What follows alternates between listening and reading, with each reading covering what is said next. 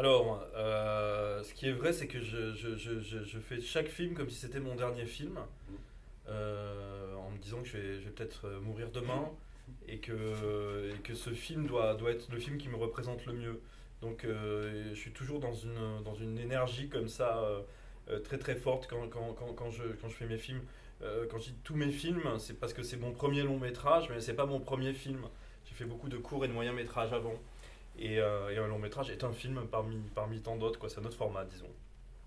J'ai mis pas mal de choses dans ce film. C'est un récit d'aventure, effectivement, qui a une dimension onirique, ésotérique, érotique. Alors, le côté documentaire, je sais pas. Vous allez me dire où vous l'avez vu parce que. Un côté très contemplatif sur la nature, au niveau de l'île qui est l'île de la Réunion, n'est-ce pas? Oui, ouais, ouais, ouais. J'ai l'impression que vous avez vraiment pris votre temps justement à bien regarder justement toutes chaque arbre, chaque plante, ouais, voilà. D'accord. C'est une simple impression. Oui, oui, je me suis imprégné de la nature. Après, je l'ai un peu trafiqué, hein. J'ai rajouté des Oui. fausses plantes, des corps à l'intérieur, de la végétation. Il y a toujours des présences comme ça de sujets nus, de femmes qui sont couvertes de végétaux qu'on voit ou pas. Mais voilà, j'ai essayé effectivement de m'imprégner au maximum de l'île et de restituer ce que j'ai ressenti en y allant, parce que c'est une île que je connais assez bien. Et, euh, et voilà comment j'ai travaillé quoi, pour ce film-là.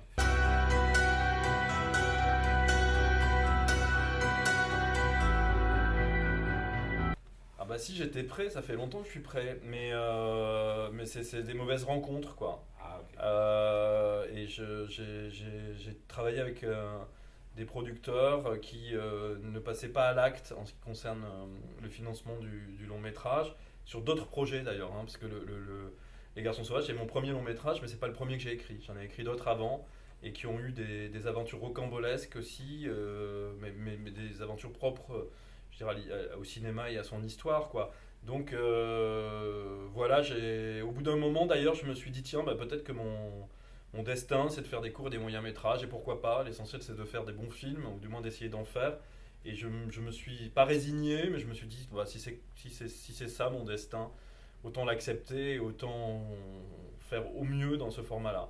Et puis j'ai changé de producteur, du moins il y a un producteur qui est venu me chercher, c'est Emmanuel Chaumet, et qui m'a proposé de travailler avec lui. Parce que alors c'est aussi un peu mon problème, c'est que je suis pas, j'attends qu'on m'embrasse, j'allais dire, mais j'attends que les producteurs viennent vers moi. Je suis assez timide pour faire le premier pas, donc j'ai toujours fonctionné comme ça et j'ai toujours attendu que des producteurs viennent vers moi. Et c'est pour le meilleur et pour le pire. Donc voilà, et Emmanuel Chaumet est venu vers moi après que j'ai fait Borrow in the Box, qui est un moyen métrage qui a eu un certain succès. Et puis voilà, et puis je lui ai proposé Les Garçons Sauvages. Et après, ça a été assez rapide. L'écriture, le financement, tout ça, ça a été plutôt rapide.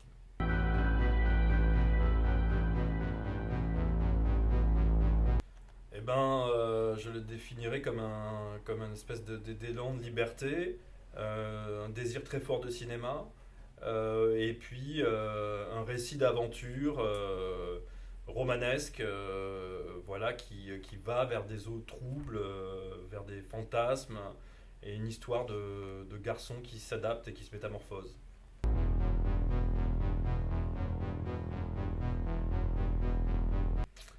Alors, oui, je déclare mon amour pour la femme,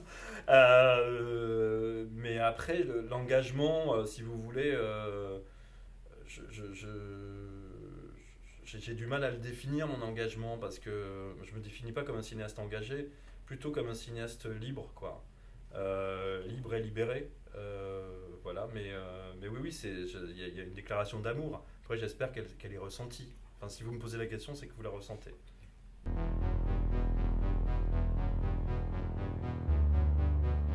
Ça se passe pas trop mal, à vrai dire, parce que c'est une proposition de personnage qui a excité beaucoup les actrices à qui je l'ai proposé, quoi. J'avais beaucoup de candidates, hein.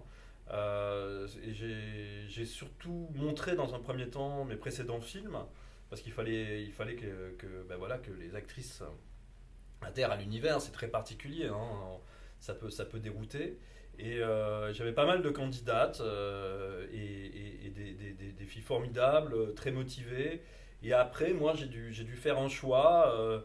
Et ce choix, je l'ai fait vraiment de façon très, très sensitive par rapport au personnage que j'avais défini, par rapport aux rencontres que je faisais aussi. Et puis, il fallait que j'y croie, quoi. C'est-à-dire que quand on a fait des tests, des essais avec les actrices, avec des perruques courtes, etc., je leur tournais autour avec la caméra. Et à un moment donné, je me suis dit, bah, elle, j'y crois.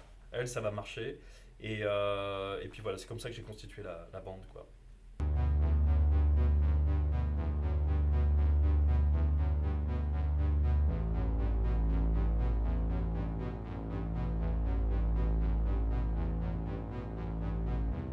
Alors, Stevenson, bah oui, oui, oui, curieusement, L'île au trésor, mais aussi Jekyll et Hyde. J'aime bien cette idée de métamorphose et j'adore ce bouquin. Enfin, j'adore Stevenson, hein, même le Club du Suicide. Enfin, je suis un gros fan de Stevenson. Et bah, Carroll aussi, hein, c'est impossible je vais dire de pas aimer Carroll. Mais Lewis Carroll, je pense que c'est peut-être quelqu'un c'est un auteur qui s'est imprégné profondément en moi. Je ne l'ai pas convoqué quand j'ai pensé au Garçon sauvage, mais il est toujours présent, quoi. Enfin, c'est comme un écrivain qui m'a beaucoup influencé, qui m'a beaucoup marqué et qui continue à me nourrir, quoi.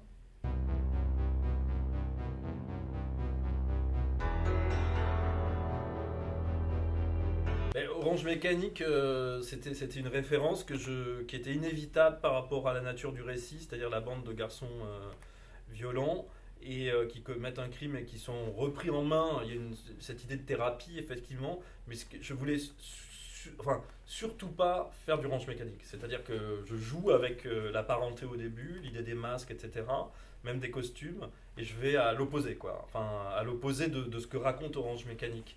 On ne peut pas faire plus opposé, j'allais dire, dans la trajectoire. Après, c'est un film que j'aime beaucoup, hein, par ailleurs. Et j'adore Kubrick. Et puis, bah, dans les références assumées, il y a Querelle de Fassbinder, hein, que je cite vraiment. Alors, Fassbinder et Jeunet, puisque c'est l'adaptation que Fassbinder en a faite. Et je cite ouvertement à la fin Querelle, quand je fais un clin d'œil à l'esthétique de Querelle, avec le pont du bateau, les couleurs chaudes, etc., toute l'iconographie queer du marin. Bon, voilà, ça c'était vraiment les références assumées. Après, il y avait évidemment Sa Majesté des Mouches, hein, qui aussi, il y a une parenté avec Sa Majesté des Mouches, même si, pareil, ma trajectoire est assez différente de celle que Brooke a pu prendre.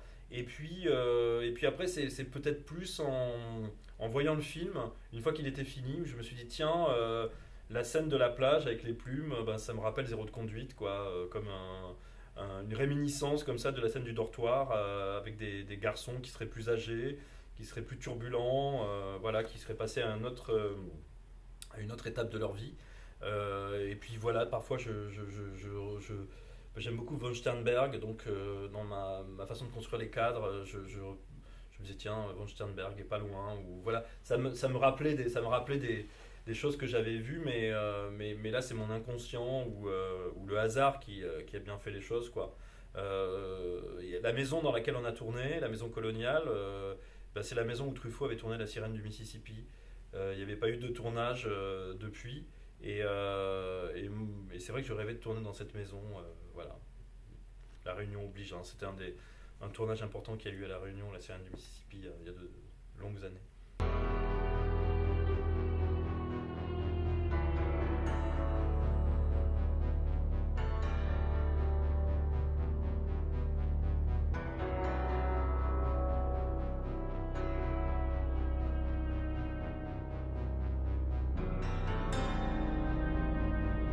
Alors je me suis laissé porter par mes personnages, quoi, hein, mais c'est vrai que les deux ont une pulsion homosexuelle assumée. Ils sont complètement fascinés par le capitaine. C'est vraiment les deux. Enfin, ils sont tous fascinés par le capitaine, mais en tout cas, Tanguy et Hubert sont vraiment les personnages j'allais dire, qui l'assument le plus. Et Hubert, c'est celui qui va aller de l'avant, quoi, qui va assumer sa différence avec les autres garçons et aller vers le capitaine, quoi. Tanguy, il a quelque chose de plus lâche, j'allais dire, moins... il tangue, quoi, hein, comme son nom l'indique, entre le groupe et puis la solitude. Alors que Hubert, il est toujours détaché du groupe, quoi. Et Hubert va suivre sa trajectoire. La fascination vers le capitaine va le mener à Séverine, qui est le personnage qui prend le pouvoir à un moment donné. La fascination va se reporter sur Séverine. Et Tanguy, lui, restera toujours dans une identification au capitaine. Et cette non-métamorphose, c'est pas une punition, c'est juste qu'il reste dans un entre-deux. Voilà, c'est comme ça, c'est comme s'il était dans une hésitation. Et ce qui vit mal, c'est pas tant cet entre-deux que le fait d'être exclu du groupe parce qu'il ne se transforme pas comme les autres. Si les autres restaient dans un entre-deux, entre guillemets, il serait ravi d'être comme eux. Donc voilà, et c'est un personnage qui va devenir soit Séverine, soit le capitaine, quoi, on ne sait pas. Ça reste en suspension à la fin.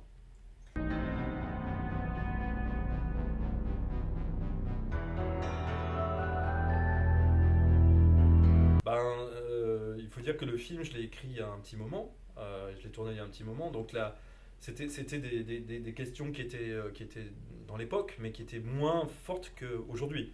Ça correspond, moi, à mon rapport à la sexualité, au monde actuel, c'est-à-dire que le film a une patine intemporelle, parce qu'il y a ce côté film d'aventure qui se passe au début du XXe siècle, mais dans le sujet et dans la façon dont je traite la sexualité, c'est très actuel. Et moi, ce qui m'intéressait, c'est de ne pas être dans une vision binaire comme ça. Et le fait que ce soit des actrices qui jouent des garçons m'aide à gommer les frontières et à créer le trouble. Et ce que j'avais envie de montrer, c'était ces idées de métamorphose, mais des métamorphoses permanentes, quoi.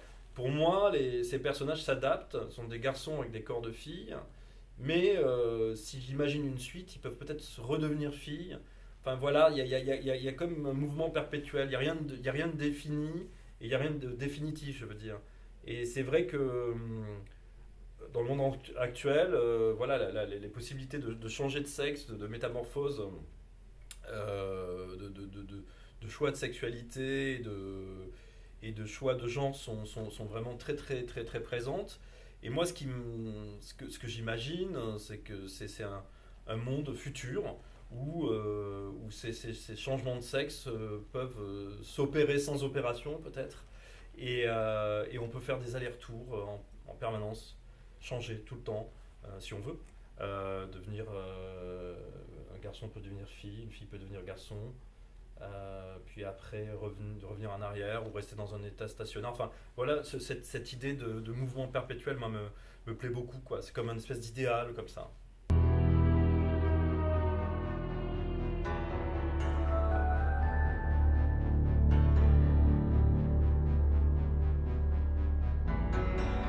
Le noir et blanc, j'ai toujours pensé le film en noir et blanc parce que pour moi c'était une façon de gommer la tropicalité et la verdure qui bouffe, je trouve, l'image. Donc me concentrer sur quelque chose de très contrasté comme ça et pouvoir passer allègrement du studio au décor naturel et être dans un récit curieusement plus charnel avec le noir et blanc, plus graphique aussi. Mais j'avais envie de couleur. Et j'avais été marqué par des films japonais de Wakamatsu où la couleur jaillit comme ça.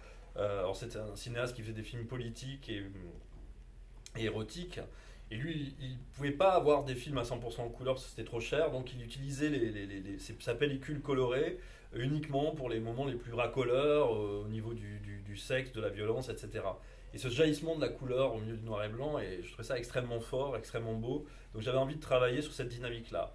Et quand j'ai commencé à penser à la couleur, mais déjà à l'écriture, je me suis dit qu'il fallait que j'utilise la couleur comme une ponctuation et que le spectateur ne puisse pas anticiper sur ces moments de couleur. Je voulais pas que la couleur soit attribuée à, je sais pas, au rêve, au fantasme, etc. Si on commence à créer une espèce de logique comme ça, perceptible, je trouve que ça gâche tout, quoi. Le spectateur devait être surpris. Je voulais que la couleur jaillisse comme un diable d'une boîte.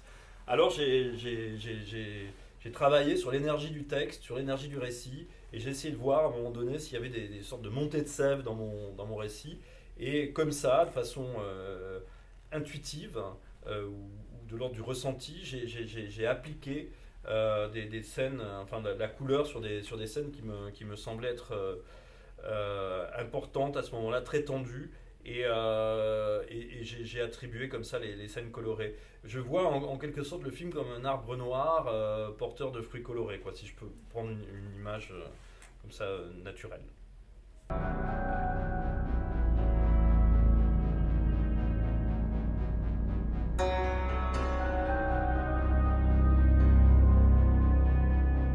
Le noir et blanc, c'est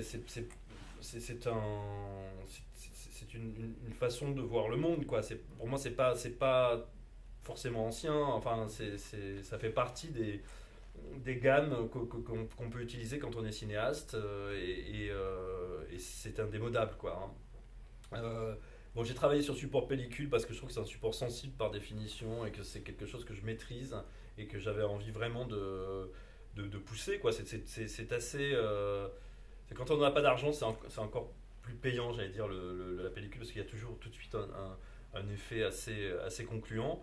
Mais après, j'ai créé des hybrides, quoi, dans les techniques. C'est-à-dire que j'ai utilisé de la rétroprojection, qui est un vieux procédé qui consiste à projeter derrière les acteurs des images au préalable, filmées au préalable. Mais moi, je l'ai tourné en numérique, ces images, je les projetais en numérique. Donc je suis vraiment dans une hybridation des techniques pour éviter le fond vert, justement pour être vraiment dans la captation de quelque chose qui est réel, qui existe vraiment. Et après, les surimpressions, bah, c'est l'idée de faire ces collages et de superposer les images. Bah, comme j'ai toujours tourné qu'en support pellicule, enfin, et que j'ai pas mal étudié le problème, j'ai pas mal essayé de choses, c'est une technique que je maîtrise, quoi, et ce qui m'a permis aussi de pouvoir faire un film ambitieux à moindre coût. C'était tourné en 16 mm. En Super 16, ouais. Ouais. Ouais.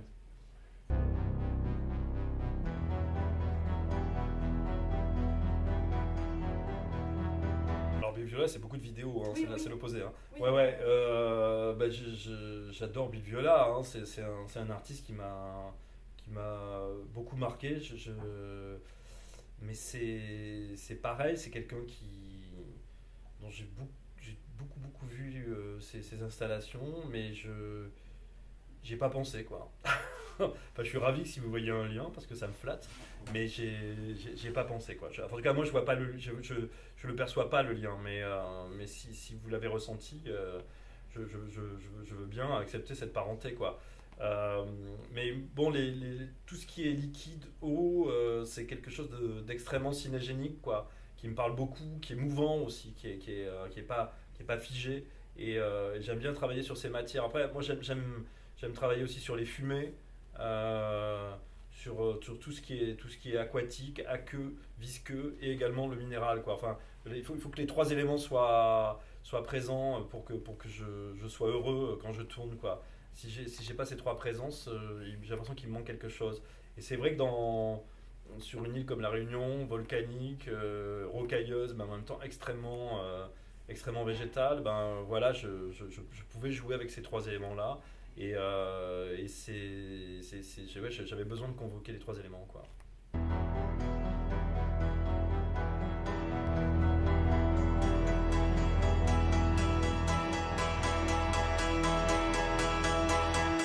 Oui, j'avais en tête ça, les vanités aussi. Mais pour moi, l'emblème, la tête de mort, c'est aussi l'emblème de la piraterie. Et c'est l'enjeu de la piraterie. C'est-à-dire que j'ai voulu faire un condensé des deux, le trésor et la tête, quoi.